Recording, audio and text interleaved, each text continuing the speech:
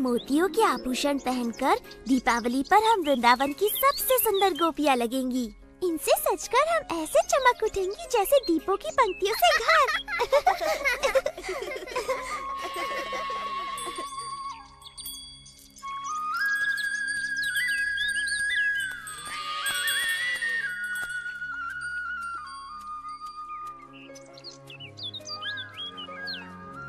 तुमने देखा ये लड़कियाँ मुझे किस प्रकार अनदेखा कर रही हैं बलराम? तुम्हारे सुंदर रूप के चकाचौंध में अंधी है मेरे भाई, तभी अनदेखा कर रही हैं। वो तो है ही, पर मेरे विचार से वो नहीं चाहती मैं उनके मोतियों के आभूषण देखूं जो वो दीपावली के लिए बना रही हैं। चलो देखते हैं क्या ये हमारे साथ अपने आभूषण बांटने को तैयार हैं।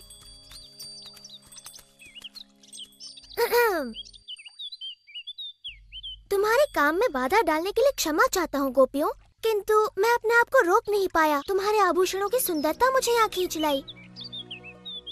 मेरे मित्र भी दीपावली का त्योहार मनाना चाहते हैं। क्या तुम उन्हें अपने कुछ मोती दोगी ताकि वो भी तुम्हारी तरह अपनी सुंदरता बढ़ा सके? मुझे नहीं पता था कि सुबाला और मधु को अपनी सुंदरता का इतना ध्यान है। मैं उनकी बात नहीं कर रहा, मेरा मतलब था हंसी और हरिणी। प्यारी गोपियों, तुम्हें अपने आभूषणों पर इतना अभिमान है कि तुमने इन भोली भाली गायों के साथ अपने आभूषण बांटने की मेरी विनती भी अनसुनी कर दी। तुम बड़े अच्छे हो कृष्णा, पर ये मोती केवल राजा रानियों के लिए हैं। तो तुमने सिर्फ 2 गायों के लिए ही क्यों मांगा? अपनी सारी गायों के लिए मांगना चाहिए था ना। मुझे तुम्हारे सारे मोती नहीं चाहिए ललिता, बस मेरी 2 सबसे प्रिय गायों के सींगों को सजाने के लिए थोड़े से। माफ कर दो कृष्णा, पर मेरे पास तुम्हारी गायों को देने के लिए एक भी मोती नहीं है। ठीक है, रहने दो, इनके लिए मैं मोती ढूंढ लूंगा।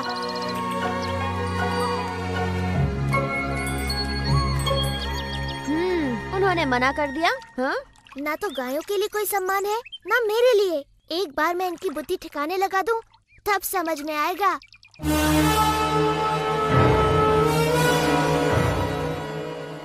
सभी असुर इस प्रयास में प्राणों से हाथ धो बैठे। तुम्हें क्यों लगता है कि तुम मेरे काल को मारने में सफल हो गए? क्योंकि मैं हूँ केशी और मेरे पैरों तले धरती कांप उठती है।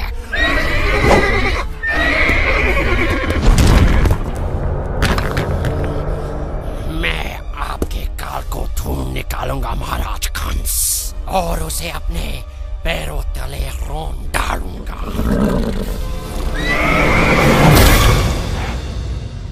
मोतियों का वृक्ष?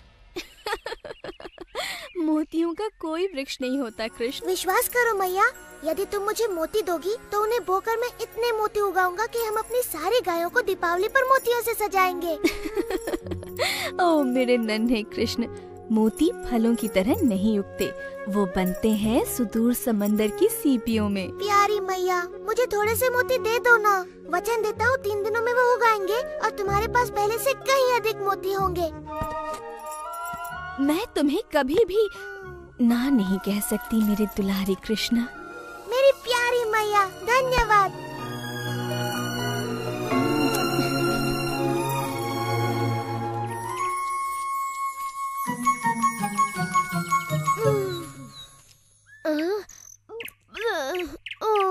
क्या हम मोतियों की खेती करने के स्थान पर स्वादिष्ट ताजा मक्खन नहीं उगा सकते? मूर्खों की तरह बात न करो मधु, मक्खन पेड़ पर नहीं लगता, तुम्हारे पेट पर लगता है। तुमने समाचार सुना रहा था, वृंदावन में सभी एक नए किसान की चर्चा कर रहे हैं। अच्छा, वो जो मोतियों की खेती कर रहा है। तुम मेरे कंगन बोकर मेरे लिए नए कंगन उगा दो ना कृष्ण। एक बार मेरे खेत में मोतियों की फसल आ जाने दो, फिर देखते हैं कि कौन किस पर हंसता है। कृष्णा, क्या हम लड्डुओं की भी खेती कर सकते हैं? नहीं मधु, पर तुम्हारे विचार से एक योजना सूझी है। तुम्हारे और सुबाला के लिए एक काम है।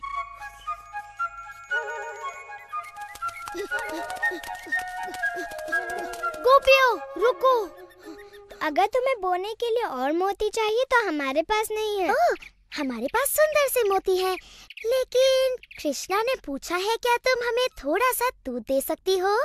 ओह, खेत में काम करके इन्हें प्यास लगाई होगी। नहीं, ऐसा नहीं है। दूध तो उसे अपना खेत सींचने के लिए चाहिए। क्षमा करना, किंतु ये दूध इस कार्य के लिए उपयुक्त नहीं। विशाखा ठीक कहती है, कृष्ण के पवित्र मोतियों के लिए इससे काम नहीं बनेगा। तुम्हें चाहिए नागफनी का दूध।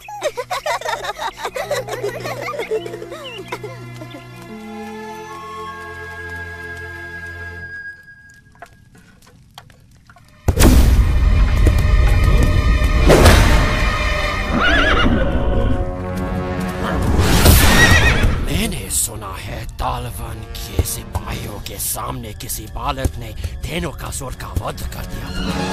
क्या ये सत्य है? वो दिखने में कैसा था? उसके बालों में मोर पंख लगा हुआ था, वो पीली पहने में था और वो बांसुरी बजाता था।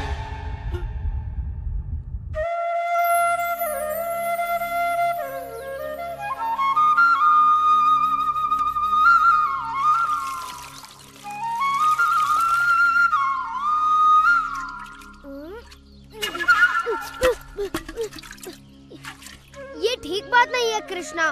दूध मोतियों के साथ मनुष्यों को भी बढ़ने में सहायता करता है। जितनी इच्छा उतना दूध पी लेना मधु। बस एक बार तुम जैसे गोल मटोल मोती उग जाए। कृष्णा देखो, मोती अंकुरित होने लगे। मोती अंकुरित होने लगे। इनकी सुगंध अद्भुत है। भंवरे भी इनकी सुगंध से मदमस्त हो रहे हैं। ये अद्भुत सुगंध कहाँ से आ रही है? तुम्हारे मोतियों से मैया वो उगने लगे। उग तो रही हैं, परंतु मोतियाँ नहीं, कांटे। कृष्णा देखो, एक मोती खिला। ये तो हमारे हुए मोतियों से कहीं अधिक सुंदर और बड़े हैं। हम धनी हो गए। हम धनी हो गए। ये अवश्य कृष्ण का कोई छल है। ये नकली मोती हैं। मैंने आज तक ऐसे सुंदर मोती नहीं देखे। इतनी सारी मोती, कितनी सुंदर है। इसी का भय था। कृष्ण की मोतियों के सामने हमारे मोती फीके दिखने लगेंगे। अगर हम उसे कुछ मोती मांगे तो वो बिल्कुल भी मना नहीं करेगा। हमारा दुर्व्यवहार देखकर अब वो हमें मोती तो नहीं, ताने अवश्य देगा। इस दीपावली पर हम सबके हास्य का पात्र बनेंगे। ऐसा नहीं होगा। हमें पता है कृष्ण ने मोती कैसे उगाए हैं। ये बड़ा सरल है। हम भी मोतियों की खेती करेंगी। हाँ, और हमारे मोती उसके मोतियों से अधिक सुंदर होंगे। क्या तुम लोग पागल हो गई हो? कृष्णा ने ऐसी सरलता से कर लिया तो क्या तुम भी कर लोगी? उसने तो गोवर्धन भी उठा लिया था, तो क्या तुम भी उठा लोगी? मोतियों की खेती आसान नहीं है, देवताओं के लिए भी। कृष्णा तो हमेशा ही ऐसे चमत्कार करता रहता है, पर क्या तुमने कभी एक भी चमत्कार किया है? मोतियों की खेती कोई चमत्कार नहीं है। इसमें कृष्ण की कोई माया नहीं। वृंदावन की दिव्य भूमि है ही इतनी उपजाऊ। हाँ, हमारे वृंदावन की दिव्य भूमि यमुना के जल की तरफ अद्भुत है। हम मोती बोएंगे और दूध के साथ साथ उन्हें घी और माखन से सींचेंगे। तब तो कृष्ण की मोतियों से हमारे मोती कहीं अधिक सुंदर और बड़े उगेंगे। आओ, रुको। बोना ही है तो ये छोटे मोती क्यों? हमारी माओ के पास बड़े बड़े आभूषण हैं। हाँ, जितने बड़े बीज उतने सुंदर फल। विशाखा, राधा। सच में माँ, तुम्हें इनसे 10 गुना मोती वापस मिलेंगे। घबराओ मत मैया, हमें अच्छी तरह पता है हम क्या कर रहे हैं।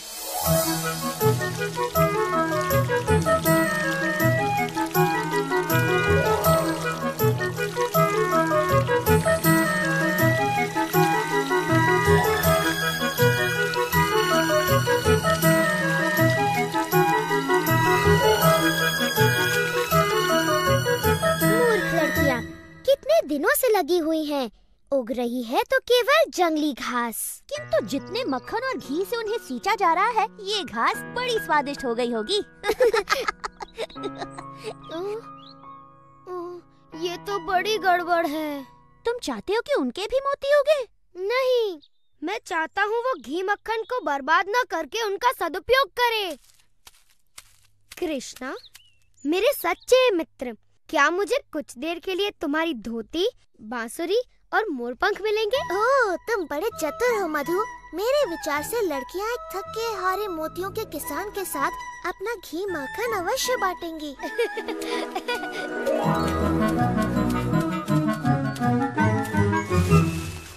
कौन है?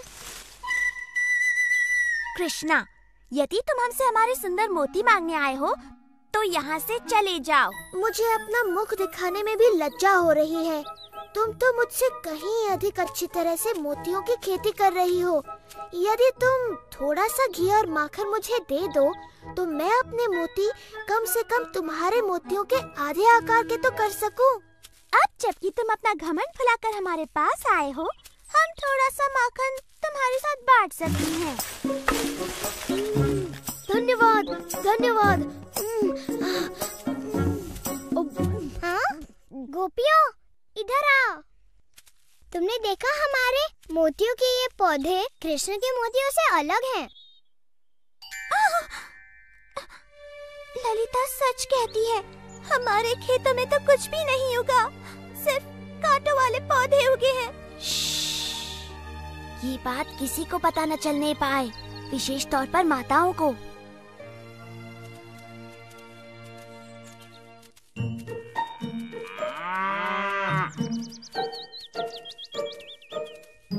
हार्दिक शुभकामनाएं। सुना तुम्हारे खेत में फसल लहलहा उठी है। अच्छा, तुम्हें किसने बताया? एक नन्ही चिड़िया ने, जिसके पैर में कांटा चुभ गया था।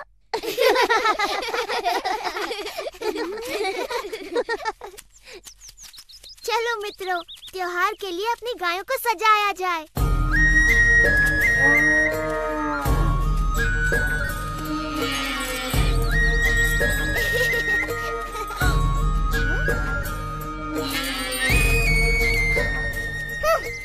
माताओं को जब पता चलेगा कि हमने उनके सारे मोती खो दिए तो वो बड़ी क्रोधित होंगी। मैंने तो पहले ही कहा था, पर तुमने मेरी बात ही नहीं सुनी। ये सब कृष्णा ने किया। मैं समझी नहीं विशाखा। वो झाड़ियों में छुपा था, याद है? उसी ने अपने साथियों के साथ मिलकर हमारे पौधे उखाड़कर उनके जगह कटीले पौधे लगा दिए होंगे। इस बार उसने उत्पात की सीमा लांघ दी है। मैं मैया यशोदा को बताऊंगी। क्या बताओगी राधा? कि कृष्णा ने इतने सुंदर सुंदर मोती उगाए कि उससे सुंदर मोती उगाने के लिए तुमने अपनी माँ के मोती भी खो दिए। ललिता ठीक कहती है, कृष्ण ने हमें छला हो या हमने स्वयं को छला हो, हमारी परिस्थिति वही है।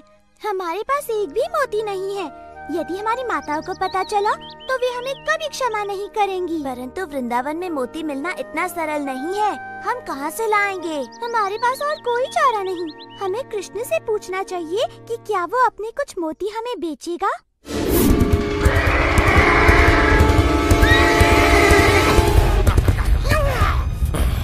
कहाँ है वो बालक?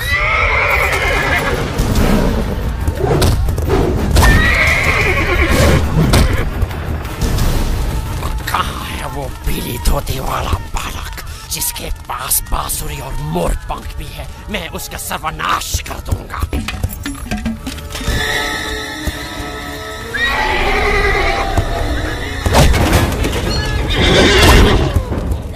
चलो, यमुना इतना सारा माखन और घी खाकर तो मेरा पेट भर गया। लगता नहीं कि मैं महीने भर तक और कुछ खाऊंगा।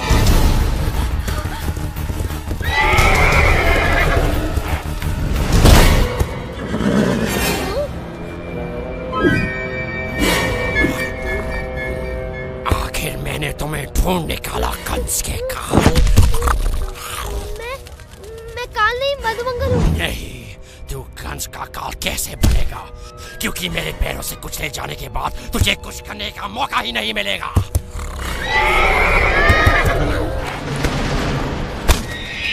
तुम जिसे ढूंढ रहे हो वो मैं हूँ।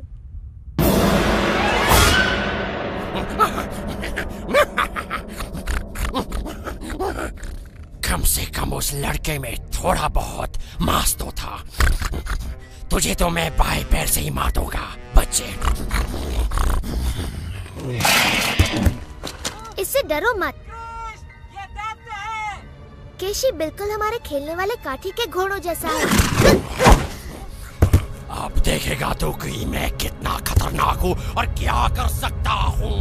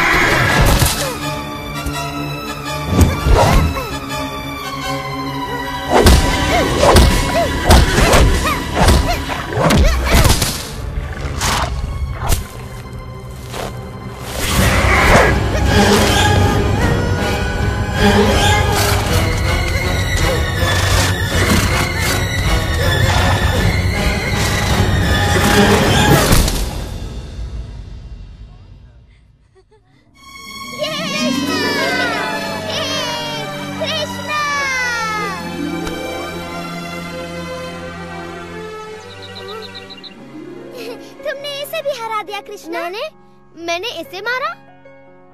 पूरी तरह तो नहीं मेरे मित्र, परंतु भेष बदलकर वीरता पूर्वक इसे मुझ तक तो तुम ही लाए। मैं अब कभी भी तुम्हारा रूप नहीं धरूंगा कृष्णा,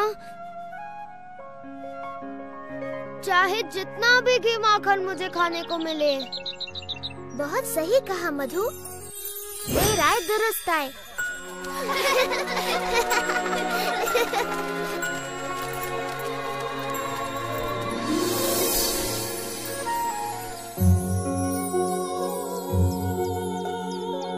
वाह मेरे भाई, ये तो बड़ी अच्छी फसल लहलाने लगी। हाँ, बस बेचारे गोपिकाओं के फसल में कुछ भी नहीं होगा। लगता है उनके सारे मोती कीड़े खा गए। हमने सुना है कि कृष्ण अतिरिक्त मोती बेच रहा है सुबाला, हमें भी कुछ खरीदने की इच्छा है। परंतु मोती के बदले तुम दोगे क्या राधा? दूध मक्खन तो यहाँ नहीं चलेंगे। एक बात बताओ, तुम वही गोपियाँ हो ना जिन्होंने मेरे गायों के लिए मोती और मेरी मोतियों की खेती के लिए थोड़ा सा दूध देने से मना कर दिया था? मैं अपने सारे मोती यमुना में फेंक सकता हूँ, परंतु तुम्हें एक भी नहीं देने वाला। हम स्वर्ण से मूल्य चुकाएंगी। तुम्हारे घरों का सारा धन और तुम्हारे घर का मूल्य भी जोड़ दो, तब भी मेरे एक मोती का मूल्य नहीं चुका पाओगी। तुम हमेशा हमारे साथ ऐसा क्यों करते हो कृष्णा? कृपा करो कृष्ण, हम अपनी माताओं के लिए तुम्हारे मोतियों की मूल्य से अधिक चुकाने को तैयार हैं। तुम्हारी माताएं? अच्छा, तब बात अलग है। तुम तो जानती ही हो, माताओं का नाम सुनकर मैं पिघल जाता हूँ, है ना मित्रों? हाँ, कृष्णा को मैया से बड़ा प्रेम है। हाँ, बिल्कुल। तुम्हारी माताओं को मेरे सबसे सुंदर मोती मिलेंगे। धन्यवाद कृष्णा। धन्यवाद कृष्णा, तुम बड़े दयालु हो। वो तो मैं हूँ ही, पर धन्यवाद मेरा नहीं, अपनी प्यारी माताओं का करो।